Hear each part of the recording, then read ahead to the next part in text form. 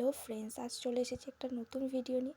আমাদের বাড়ির পাশে আজ বাস্তু পুজোর মেলা আছে, সেজন্যই সকালবেলা উঠে স্নান করেই ঠাকুর কিনতে চলে গেছিলাম। তো এখান থেকে 4টে ঠাকুর নিয়ে আমি বাড়ি চলে এসেছি। 2 জায়গায় পুজো দিতে হবে, তো সেজন্যই আমার 4টে ঠাকুর লাগবেই।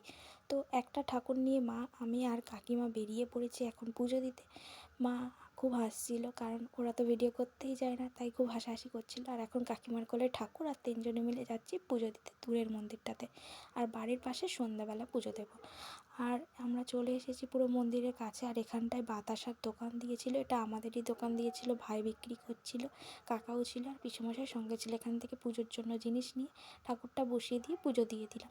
তারপর পুজো দেওয়া হয়ে গেছে, আর তো কোনো কাজ নেই, একটু ঘুরে নিলাম মেলাটা। মেলায় প্রচুর জিনিস বসেছিল, পুরো মাঠ জুড়ে মেলা হচ্ছিল।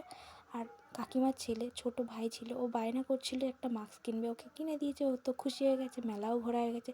সাবস্ক্রাইব করে দিও ভালো লাগলে।